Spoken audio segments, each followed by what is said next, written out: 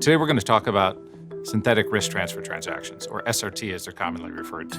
SRT involves the purchase of credit protection on a portfolio rather than on a single asset, and can be a useful tool for banks seeking to manage their overall credit exposure and the use of capital supporting the balance sheet. Today you see a wide range of underlying asset types, from consumer-related risk, such as auto loans and student loans, to corporate-related exposures. Banks are able to free up capital by selling into the private credit markets the first loss tranche. This can be the 0 to 10% part of a capital structure, for example, and for that, the investor will be paid a yield for the risk that they are taking. The bank does continue to retain exposure to the portfolio and will bear losses which exceed the protection provided by the investor's SRT purchase. We have seen banks in Europe use SRT for many years as an effective tool for managing capital in the early days of the Basel rule rollout and subsequent versions of that. It has been adopted more recently by U.S. banks following the approval of the Federal Reserve in September 2023. Our view is SRT issuance in the United States will match the level of issuance we've seen in Europe and will have done so in less than a 2-year period of time from its rollout into the market. From a bank perspective, the key benefits of SRT include balance sheet management, giving banks a tool to be able to dynamically manage their capital requirements, concentration risk, and credit risk. From an investor standpoint, SRT actually gives us access to bank-originated assets in a way we might not be able to replicate in other forums. So let's talk about a hypothetical example of a bank contemplating raising capital and looking at their various alternatives.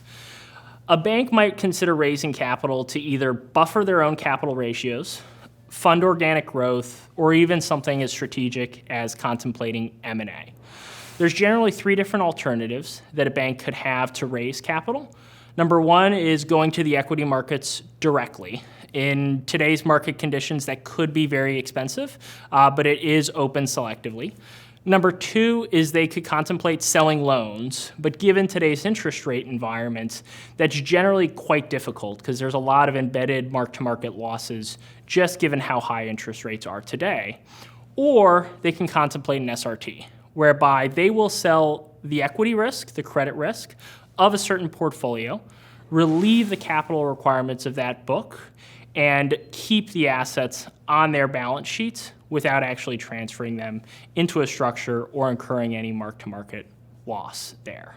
The bank will generally drive the conversation of what assets to put into an SRT. Let's say the bank considers to move forward on a mortgage SRT. They will put forward a portfolio, a suggestion of where the starting point for that kind of transaction would be.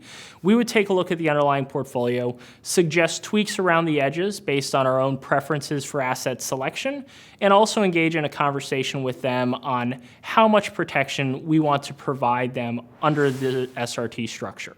There's a regulatory minimum of the amount of protection the bank is going to need, but there's also a fair degree of flexibility to be able to say, maybe we want to offer a less levered or wider tranche to the bank, which gives us a slightly different risk proposition as opposed to a more highly levered structure, but also gives the bank themselves a little bit more flexibility in a downside scenario. Our advantage in these conversations is generally our ability to operate across multiple asset classes. We're one of the few entities in the market that is truly flexible across so many different asset classes there, and it's because we have the ability to tap all of the resources that are PIMCO and all of our asset expertise across all of the different verticals that we touch as an asset manager.